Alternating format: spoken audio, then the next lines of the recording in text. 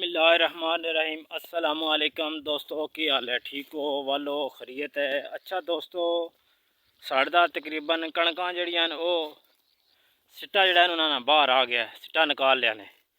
तो मैं थोड़ी कणकां चेक कराना माशाल्लाह हुण तकरीबन नेड़े ला गया कम। तो कणकां का जो सिट्टा है ना वो मैं थोड़ी दिखाना वा किस तरह निकलना है और कितने कद विच निकलना है और एक केड़े इलाके च जाके इस टाइम ते जड़ियां ना ऐसी पोजीशन च आ गई वो मैं थोड़ी दिखाना। मेरे नाल रहो तो और सुनाओ, खैर खरीत है? ऐसे से ठीक ने? खुश हो? राजी हो? मेरा दोस्तों सब्सक्राइब कर दिया करो, क्योंकि इतनी मेहनत ना वीडियो बनावी ने थोड़े भाइयों की सारे खुश करने वास्ते।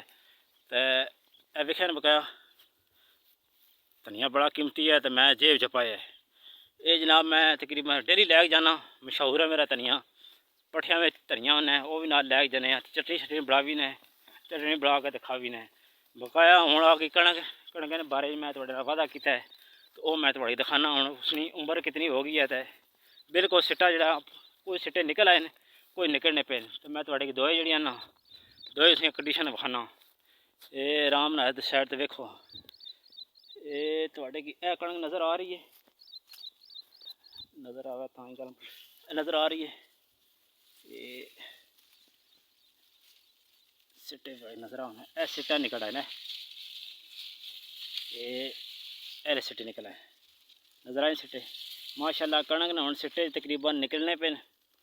अल्लाह खैर करसी, एक कणक जल्दी इंशाल्लाह और एक महीने अंदर अंदर तैयार हो जासी।